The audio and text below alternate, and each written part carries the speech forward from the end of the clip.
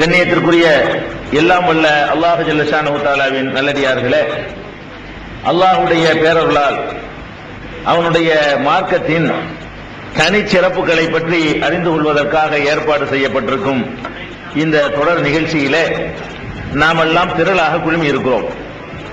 இஸ்லாத்தினுடைய தனிச்சிறப்புகள் என்றால் அதை சொல்வதற்கு ஒரு மாதம் போதாது. எந்த ஒரு அம்சத்தை எடுத்துக்கொண்டாலும் இஸ்லாமிய மார்க்கம் தனிச்சிறப்பு பெற்றே விளங்கிக் கொண்டிருக்கிறது.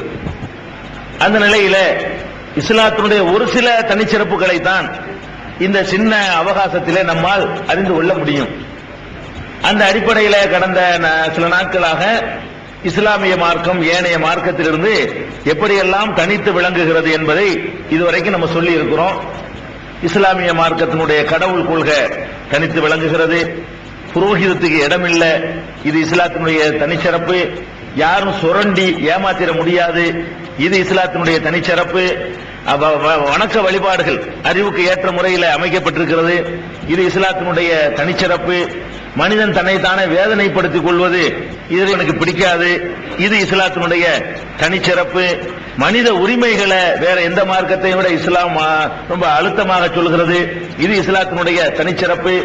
அந்த மனித உரிமைகள் கூட பிரிச்சு தாய்க்கு செய்ய வேண்டியது, மனைவி செய்ய வேண்டியது, கணவனுக்கு செய்ய வேண்டியது, உறவினருக்கு செய்ய வேண்டியது, பக்கத்து வீட்டுக்காரனுக்கு செய்ய வேண்டியது, இப்படியாக பயணிகளுக்கு செய்ய வேண்டியது, விருந்தாளிக்கு செய்ய வேண்டியது என்று வகை வகையாக பிரித்து இஸ்லாம் சொல்கிறது. இதையெல்லாம் விரிவாக நம்ம என்ன செய்த வரைக்கும் அறிந்தோம். அதே மாதிரி இஸ்லாமிய மார்க்கம் எப்படி இந்த 20ஆம் நூற்றாண்டிலையும் கூட பொருந்தக்கூடியதாக 14 நூற்றாண்டுகள் கடந்த பிறகும் கூட அதுல மாற்றமோ திருத்தலோ நீக்குதலோ தேவைப்படாத அளவுக்கு எல்லா காலத்துக்கும் பொருந்தக்கூடிய வகையில அதனுடைய அம்சங்கள் அமைஞ்சிருக்குது என்பதை நேற்றைய தினம் நாம அதுல ஒரு அறிவியல் விஷயத்தை மட்டும் பார்த்தோம். இன்னும் வேற என்னென்ன வகையெல்லாம் 20ஆம் நூற்றாண்டுக்கு பொருந்தக்கூடியதா இருக்குதுங்கிறதே ஒரு தலைப்பு மிச்சம் இருக்குது. நாளைக்கு பார்ப்போம். அதுக்கு இடையில எல்லாரும் ஒரு அம்சத்தை விட்டுட்டோம்னு சொன்னாங்க இல்லையா, அந்த அம்சத்தை இன்னைக்கு எடுத்துக்கொள்வோம். என்ன விட்டுட்டோம்? எல்லா கடமைகளையும் சொன்னோம், பெற்றோர்கள் பிள்ளைகளுக்கு என்ன செய்யணுங்கிறத சொல்லலன்னு ரொம்ப மனக்குறை. பிள்ளைங்க பெற்றோருக்கு செய்யறதை மட்டும்தான் சொன்னீங்க. பெற்றவங்க தாயும் தகப்பனும் பிள்ளைங்களுக்கு என்னென்ன செய்யணும், பிள்ளைகள்கிட்ட எப்படி நடந்துக்கிறன்னு, அவங்க பிள்ளைகளை எந்த விதத்தில் நடத்த கடமைப்பட்டிருக்கிறாங்க அப்படிங்கறதையும் தெரிஞ்சுக்கிறேன். ஏன்னு கேட்டா இன்னைக்கு பிள்ளைகளா இருக்கக்கூடிய நம்மளும் ஒரு பெற்றோர் ஆகக்கூடியவங்க எல்லாருமே. ஒன்னும் நம்ம பெற்றோர்களையும் வந்திருப்பாங்க, பெற்றோர் யாரும் வரலண்டா கூட இருக்கிற எல்லாரும் பெற்றோரா போகக்கூடியவங்க தான். நாம பெற்றோர் ஒழுங்கா இருக்கலன்னா அப்புறம் நம்ம புள்ள பெற்றோருக்கு செய்யற கடமை செய்ய மாட்டான். பெற்றோர்கள் பிள்ளைகளுக்கு செய்யற கடமையை நம்ம ஒழுங்கா செஞ்சாதான் அவங்க பிள்ளைகள் பெற்றோருக்கு செய்யற கடமையை ஒழுங்காக செய்வார்கள். அந்த அடிப்படையில இஸ்லாமிய மார்க்கம் மனித உரிமைகளை கடமைகளை தெளிவா சொல்லும் பொழுது பெற்றவங்க பிள்ளைங்களை எப்படி எல்லாம் நடத்தணும், எப்படி எல்லாம் அந்த பிள்ளைகள் விஷயத்தை நடந்து கொள்ளணும் என்பதையும் இஸ்லாமிய மார்க்கம் ரொம்ப தெளிவான முறையில் சொல்லுகிறது. முதலாவது ஒவ்வொரு அம்சமா எடுத்துக்கொள்வோம். இந்த பெற்றோர் பிள்ளை விவகாரம் இருக்கு பாருங்க, இதுல தகப்பனுக்கு மாத்திரம் ஒரு பிரத்யேகமான கூடுதலான ஒரு கடமை இருக்குது. தாயை பொறுத்த வரைக்கும் ஒரு குழந்தை பெற்றெடுத்தால் அது தன்னுடைய குழந்தை தான் என்பதில் அவளுக்கு எந்த சந்தேகமும் இருக்காது. ஏன்னா அவ தானே பெற்று, அவருக்கு தெரியும் அவ குழந்தை, சந்தேகமே இருக்காது. தகப்பனுடைய நிலைமை அப்படி கிடையாது. தகப்பனை பொறுத்த வரைக்கும் நம்பிக்கை தான், இது நம்ம பிறந்த குழந்தை தான் என்று நம்பிக்கை தானே தவிர அது 100% கன்ஃபார்மா எவனாலையும் சொல்ல முடியாது. ஆனால் சந்தேகப்படாம நம்பக்கூடிய விதத்தில் அல்லாஹ் நினைச்சிருக்கான், நம்ம எல்லாரையும் படைச்சு வச்சிருக்கான், இது நம்ம குழந்தை, நமக்கு தான் பிறந்தது அப்படின்னு நம்ம நம்பிக்கிறோம். ஒரு பெண்ணுக்கு அந்த டவுட் கிடையாது. குழந்தை மேல அதிகமா பெண்கள் பாசம் வைக்கிறதுக்கு அது ஒரு காரணம். டவுட் இல்லாம தெரியுது அவங்களுக்கு 100%. அது ஒரு முக்கியமான காரணமா கூட இருக்கலாம். இப்ப இந்த விஷயத்துல தகப்பன் என்ற முறையில ஃபர்ஸ்ட் ஸ்டார்டிங்ல இருந்து வரணும். பெத்த பிள்ளையின் மீது என் புள்ள தானாண்டு ஒரு தகப்பனுக்கு சந்தேகம் வரக்கூடாது. இஸ்லாம் சொல்லக்கூடிய முதலாவது அம்சம். புள்ள விஷயத்துல அவனுக்கு சந்தேகம் வந்துச்சுன்னு வைங்க, நரகம் தான்.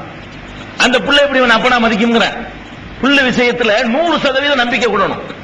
குடும்ப வாழ்க்கையில நம்ம ஈடுபட்டோம்னு சொன்னா, நமக்கு மனைவியாக இருக்கும் பொழுது அவ ஒரு குழந்தையை பெற்றெடுத்தாள் சொன்னா அது நம்முடைய குழந்தை தான், நாம தான் அதுக்கு அப்பன் அப்படிங்கிறதுல 100% நம்பிக்கை வைடா என்று இஸ்லாம் சொல்லுது. அப்பதான் குழந்தையின் மீது உள்ள கடமை ஒழுங்கா செய்வான்.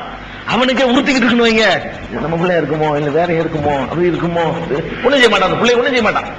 அந்த புள்ள வெறுக்கிற மாதிரியே நடப்பான், அந்த புள்ள அவனை வெறுக்கிற மாதிரியே போயிடும். பெரும்பாலான பிள்ளைங்க அந்த மாதிரி வெறுக்கிறதுனாலேயே தகப்ப மேல மரியாதை எல்லாம் போயிடுது. அப்ப இந்த பெத்த குழந்தைகள் மீது வெறுப்பு வரக்கூடிய வாசலை எல்லாம் இஸ்லாமிய மார்க்கம் அப்படி தகர்த்து தரமட்டமாகுது. எந்த அளவுக்கு நம்ம அன்றைக்கு கூட சொல்லி இருக்கிறோம். ஒரு சஹாபி வந்து இப்படி சொல்றாரு நபி ஸல்லல்லாஹு அலைஹி வஸல்லம் அவங்கள்ட்ட, எனக்கு ஒரு பொண்டாட்டி ஒரு பிள்ளை பெற்றிருக்கிறா, அது வந்து என்னை மாதிரியும் இல்ல அவளை மாதிரியும் இல்ல வேற மாதிரியா இருக்குது, அதனால எனக்கு டவுட்டா இருக்குங்கிறாரு. பாருங்க, இதெல்லாம் இப்படிலாம் மனசுக்கு சந்தேகம் வருங்க. ஒரு உலகத்துல எத்தனை விதமான முகச்சாயல்கள் இருக்குது, எந்த மாதிரியாவது பிறக்கும்.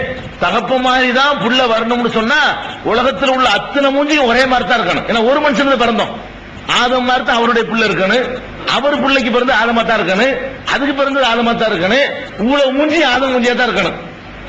அப்புறம் வந்து நாமம் போட்டு தான் கண்டுபிடிக்கணும் அடையாளம். யாரை கண்டுபிடிக்கிறதா இருந்தா இல்ல ஒரே மூஞ்சியா இருந்தா இவர் ஒரு மூசான்னு சொல்வதற்கு ஒரு வித்தியாசத்தை காட்டணும்ல, அதுக்கெல்லாம் பண்றான். இப்படி ஒரு அடையாளம் வைக்கல என்று சொன்னா அது வந்து உலகம் குழம்பி போயிடும், பைத்தியம் முடிச்சு போயிருவாங்க, யாரையும் கண்டுபிடிக்க இயலாது. புருஷனும் அப்படித்தான் இருப்பான், அண்ணன் அப்படித்தான் இருப்பான். ஒரே அச்சில் வந்துகிட்டு இருந்தா புருஷன் எல்லாம் ஆதமுடைய சந்ததி தானே, புருஷன் அந்த மாதிரி தான் இருப்பான், அண்ணன் அப்படித்தான் இருப்பான், தம்பி அப்படித்தான் இருப்பான். இது சரிப்பட்டு வருமா? அதுக்காக வேண்டி நம்ம இதை புரிஞ்சுக்கிறோன்னு, ஒரு குழந்தை என்பது தகப்பன் சாயலில் தான் இருக்கணும் என்று எந்த கட்டாயமும் கிடையாது. அறிவியல் பிரகாரம் கட்டாயம் கிடையாது. தாயுடைய சாயல் தான் இருக்கணும் என்பது கட்டாயம் கிடையாது. அவ தாய் இருந்த இல்லாத ஒரு சாயல்ல இருக்கலாம். 10 தலைமுறைக்கு முன்னாடி எவரோ ஒருத்தர் இருந்திருப்பாரு, அந்த சாயல்ல நமக்கு வந்து குழந்தை பிறக்கும். நம்ம 10வது பாட்டம் ஒரு மாதிரியா இருந்திருப்பாருங்க, நம்ம எல்லாம் உயரமா இருப்போம். நம்ம 10வது பாட்டம் சரியான குள்ளமா இருப்பாரு, அந்த குள்ளத்தனம் நம்மள்ட்ட இருந்துகிட்டே வரும். உள்ளுக்குள்ள அந்த மரபணுல மறைஞ்சு இருந்துகிட்டே இருக்கு, அது வெளிப்பட்டுரும். அந்த ஜீன்ஸ்ல இருந்து, அந்த மரபணுல இருந்து என்ன செய்யும், அந்த ஜீன்ல இருந்து ஒரு குழந்தை உருவானா குள்ளமா போயிடும். சின்ன இது குள்ளமா இருக்கணும், நானும் குள்ளம் இல்ல, எங்க அத்தா குள்ளம் இல்ல, எங்க தாத்தா குள்ளம் இல்ல, அவ்வளவுதான் உனக்கு தெரியும். இன்னும் 10 தலைமுறைக்கு போ, எவனாச்சும் இருப்பான். 10 தலைமுறைக்கு மேல போனா யாராச்சும் ஒரு குள்ளம் இருக்கும். அப்ப இந்த மரபணு என்பது, அதனுடைய வேலை என்பது உடனுக்குடனே வராது. பலவிதமான அம்சங்கள் நமக்குள்ள இருக்குது. அதுல எந்த அம்சமாவது போய் என்ன செய்யும், ஒரு குழந்தை உற்பத்தி பண்றதுக்கு காரணம் அமைஞ்சிரும். அப்படிங்கிறதுனால நபி ஸல்லல்லாஹு அலைஹி வஸல்லம் அந்த மனிதருக்கு புரிய வைக்கிறாங்க. அதாவது நீ சந்தேகப்படுறதா இருந்தா ஒரு காரணத்தை சொல்லி சந்தேகப்பண்ணு. என் முன்னாடி நான் படுத்துக்கிறேன், நான் பார்த்தேன், இப்படி சந்தேகப்படல அவரு. இவருக்கு ஒரு முகாந்திரம் இல்லாம ஒரு நல்ல பெண்ணை பத்தி அவர் சொல்றாரு, என்னை மாதிரி பிள்ளை இல்ல, என் பொண்டாட்டி மாதிரியும் இல்ல, ஒரு புது மாதிரியா இருக்குதுன்னா இது வந்து சரியில்லை. விளங்குதா? அப்ப இது என்ன பண்ணணும் அப்படின்னா நபி ஸல்லல்லாஹு அலைஹி வஸல்லம் சொல்றாங்க, அவர் ஒட்டகம் வச்சிருக்காரு, அரபிகள்ட்ட சுத்து ஒட்டகம் தானே வந்து கேக்குறாங்க, எப்ப ஒட்டகம் இருக்கா உனக்கு? ஒட்டகங்கள் இருக்குது. என்ன கலர்ல ஒட்டகம் இருக்குது? பெரிய கருப்பு கலர் ஒட்டகம் இருக்குது, வெள்ளை கலர் ஒட்டகம், மஞ்சள் கலர் ஒட்டகம் இருக்குது அப்படிங்கிறாரு. இந்த கருப்பு கலர் ஒட்டகம் மஞ்சள் கலர் குட்டி போட்டுருக்குதா இது வரைக்கும்? போட்டிருக்க. எப்படி போட்டுச்சு? எப்படி போட்டுச்சு? அது அது பாரம்பரியத்தில் எங்கேயாவது ஒண்ணு இருந்திருக்கு, அதுல இருந்து பார்த்திருக்கு அப்படின்றாரு. இருக்கும் நஸாஹாங்கிறாரு. அப்ப ரசூல் ஸல்லல்லாஹு அலைஹி வஸல்லம் சொல்றாங்க, இருக்கும், அதே பதில இருக்கும் நஸாஹா, இது ஒரு இருந்திருக்கலாம், ஒரு அதே பாரம்பரியம் தான்ப்பா. உன் பிள்ளை உன்னை மாதிரி இல்லாட்டி ஒரு ஒட்டகம் வந்து வெள்ளையா இருக்கிற ஒட்டகம் கருப்பு குட்டியை போடுதுல, கருப்பா இருக்கிற ஆடு வெள்ளை ஆடு குட்டியை போடுதுல, அதுக்குரிய ஒரு கிடாயும் வெள்ளையா இருந்திருக்காது, அந்த ஆடு வெள்ளையா இருந்திருக்காது, வெள்ளை குட்டி வருதுல. இதெல்லாம் அளவுகள் கிடையாது. அல்லாஹ் வந்து வித்தியாசங்களோட தான் மனிதனை படைக்கிறான். அப்பதான் அது சரியா வரும், கண்டுபிடிக்க முடியும். விதிவிலக்காகத்தான் அச்சு மாறி வரும். விதிவிலக்காகத்தான் அப்பனுடைய அச்சில் இருக்கக்கூடியது வந்து ஒரு 5% கூட இருக்காது, இதே மாதிரி இருக்கக்கூடியது என்னமாச்சு வித்தியாசம் இருக்கும். அப்படிங்கிற அடிப்படையில அல்லது ஒருத்தன் தாயுடைய மூக்கு, தகப்பனுடைய கண்ணு, பாட்டனாருடைய காலு, இன்னொரு பாட்டியுடைய காதுலாம் வரும், என்னென்னலாம் ஒரு மிக்ஸ் பண்ணி அல்லாஹ் அப்படி படைச்சுக்கிட்டு இருக்கான். அப்ப குழந்தைகள் மீது வந்து என்னுடைய குழந்தை தான் என்று ஒருத்தன் நம்பணும். அதுல எந்த டவுட் ஒருத்தனுக்கு இருக்கக்கூடாது. அது இருந்தா தான் பிள்ளைகளுக்கு செய்யற முதலாவது கடமை, என் பிள்ளை நீ ஒத்துக்கணும், நீ தானே கல்யாணம் பண்ணிருக்கிற, உன் முன்னாடி தானே, உன் மனைவியா இருக்கிற வரைக்கும் அதுல எந்த ஒரு டவுட் உனக்கு வரக்கூடாது அப்படின்னு சொல்லி இஸ்லாமிய மார்க்கம் சொல்லுகிறது. அது மாத்திரம் இல்லாம இன்னொன்றை நாம கவனிக்கணும். அதாவது நபி ஸல்லல்லாஹு அலைஹி வஸல்லம் காலத்துல ஒரு சஹாபி, அவர் என்ன பண்றாருன்னு கேட்டா, வந்து ரசூல் ஸல்லல்லாஹு அலைஹி வஸல்லம் அவங்கள்ட்ட வந்து சொல்றாரு, அல்லாஹ்வுடைய தூதரே, என் மனைவி வந்து ஒரு குறிப்பிட்ட என்ன ஷரீக் பின் சம்ஹா அப்படிங்கிறவரோட ஒரு தவறான தொடர்பு வச்சிருக்கிறாங்க, அதனால வந்து நான் அவங்களை தண்டிக்கணும், தவறான தொடர்பு விபச்சார தண்டனை இருக்குல்ல, விபச்சாரத்துக்குரிய தண்டனையை கொடுக்கணும் அப்படின்னு சொல்லி வந்து முறையிடுறாரு. விபச்சாரத்தை பத்தி சொல்வதாக இருந்தால் இஸ்லாமிய சட்டப்படி எப்படி சொல்லணும்? 4 சாட்சிகளோடு நிப்பாட்டணும். கண்ணால பார்த்தா கூட நீங்க சொல்லக்கூடாது. 4 சாட்சி இல்லாம சொன்னா 80 சௌகரியம் கிடைக்கும். நேரடியாவே பாக்குறீங்க நடந்ததை, இதை வச்சு தண்டனை சிலேசுப்பட்ட தண்டனை கொடுக்கல, மரண தண்டனை கொடுக்குது இஸ்லாம். அப்ப அதுக்கு தகுந்த மாதிரி கண்டிஷன் கடுமையா இருக்கணும். இல்லன்னா அப்பாவிகள் மாதிரிலாம் நீங்க சொல்லிட்டு போயிருவீங்க. நீங்க கண்ணால பார்த்திருக்கலாம், பார்க்காம சொல்றதுக்கு நிறைய வாய்ப்பு இருக்குதுல்ல, அதைத்தான் நம்ம கவனிக்கணும். அப்படிதான் இஸ்லாம் கவனிக்குது. அப்ப ரசூல் ஸல்லல்லாஹு அலைஹி வஸல்லம் கேக்குறாங்க, 4 சாட்சி கொண்டு வந்திருக்கியாங்கிறாங்க. முன்னாடி பத்தி அவதூறு சொல்றீங்களப்பா, விசாரம் பண்ணிட்டாங்கிறீங்கள, அங்க ஆளோட சம்பந்தப்படுத்துறீங்கள, அதுக்கு 4 இருக்கா, சாட்சி இருக்குதா அப்படிங்கிறாங்க. அவர் சொல்றாரு, என்ன அல்லாஹ்வுடைய நீங்க என்ன சொல்றீங்க? நீங்க பொண்டாட்டியோட ஒருத்தன் படுத்து கிடக்கும் போது ரோட்ல போய் 4 பேர் வாங்கன்னு கூட்டிட்டு போவானே எவனாச்சு, இது என்ன சட்டம் நீங்க சொல்றீங்க? என்ன இப்படி என்ன அவருக்கு அந்த மார்க்கத்தில் டவுட் வருது. அவர் என்ன கேட்கிறாரு, இது என்ன நீங்க சொல்றீங்க? நீங்க அப்படி கேட்க மாட்டாங்க சஹாபாக்கள். ரசூலுல்லாஹ் சொன்னது அப்படி இருக்கிறதுனால கேட்கறாங்க. என்ன நீங்க சொல்றீங்க? பொண்டாட்டியோட பார்க்கும்போது 4 பேர் கூட்டு வேணாச்சு, வேற ஆள் பிரச்சனையா? நான் வாழ வேண்டிய பிரச்சனை இல்லை. இது வேற ஆளு விஷயம்னா நான் இந்த கண்ணில் பார்த்துட்டு மூடிட்டு போயிருவேன், எனக்கு ஒண்ணும் கிடையாது. நான் அவளோட வாழணும்னா எனக்கு ஒரு முடிவு தெரிஞ்சாகணும்ல, நான் பார்த்திருக்கிறேன். நான் பழி சுமத்துறது 2 விஷயம், கணவன் சொல்லும்போது 2 விஷயம் வந்துருது. ஒண்ணு உங்க குடும்ப வாழ்க்கை தொடர்வதா இல்லையா என்பது, 2வது தான் தண்டனை கொடுக்கிறது என்பது. தண்டனை கொடுக்கிறது மட்டுமா இருந்தா நீங்க 4 சாட்சி சொல்லலாம். இப்ப என்னுடைய பொசிஷன் இப்ப என்ன, நான் அவரோட என்ன செய்யறது? இப்ப அப்ப நீங்க 4 சாட்சி கேட்கறீங்க அப்படிங்கிறாரு. ரசூல் ஸல்லல்லாஹு சொல்றாங்க, 4 சாட்சி வச்சுக்கிறியா? திருப்பி சொல்றாங்க, 4 சாட்சி இருக்குதா? இல்ல 4 சாட்சிலாம் இல்ல, நான் தான் பார்த்தேன். அப்ப ஒண்ணும் செய்ய முடியாது, 4 சாட்சி இல்ல போ அப்படிங்கிறாங்க. உடனே திருக்குர்ஆன் வசனம் இறங்குது. நபி ஸல்லல்லாஹு அலைஹி வஸல்லம் சொன்னது தவறுங்கிற, இப்படி சொல்லிருக்க கூடாதுன்னு சொல்லி திருமலை குர்ஆன்ல ஒரு வசனம் வருது. என்ன வருது? யார் தங்களுடைய மனைவியர் மீது இந்த மாதிரி பழி சுமத்துகிறார்களோ, வேற ஆள் மீது சுமத்தினா 80 கசேரி, கட்டின மனைவியின் மீது ஒருத்தன் பழி சுமத்தினான்னு சொன்னா அதுக்கு என்ன என்று சொன்னால் 2 பேரையும் கூப்பிடுவாங்க, கணவனையும் கூப்பிடுவாங்க, மனைவியும் கூப்பிடணும். கூப்பிட்டு 4 சாட்சி இருக்குல்ல, 4 சாட்சி வேணாம், 4 முறை சத்தியம் பண்ணணும். 2 பேரும் என்ன செய்யணும்? 4 சாட்சிக்கு பதிலாக 4 முறை சத்தியம் செய்யணும். எப்படி சத்தியம் செய்யணும்? கணவன் சத்தியம் செய்யணும், நான் கண்ணால பார்த்தேன், 2 கண்ணாலையும் பார்த்தேன், தப்பா நடத்துறது எனக்கு தெரியும், வடத கட்டவதான், அதுல எந்த டவுட்டும் கிடையாது, இது அல்லாஹ்வின் மீது ஆணை.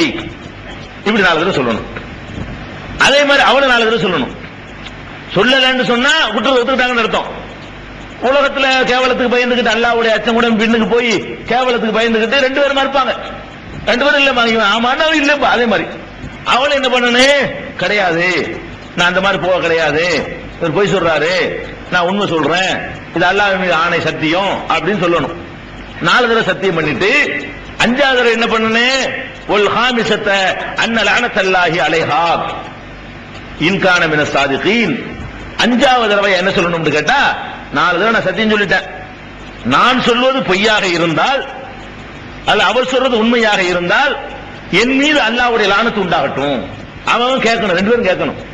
ஏன்னா ஒரு பெண்ணுடைய கற்பின் மீது அவள் லேசாவெல்லாம் பழி சுமத்திட்டு போயிட முடியாது, 4 தடவை சத்தியம் பண்ணிவிட்டு போயிட்டு இருக்க முடியாது. நீனே அல்லாஹ்ட்ட உனக்கு லானத்து கேட்கணும். நான் சொல்வது பொய்யாக இருக்குமேயானால் இறைவா உன்னுடைய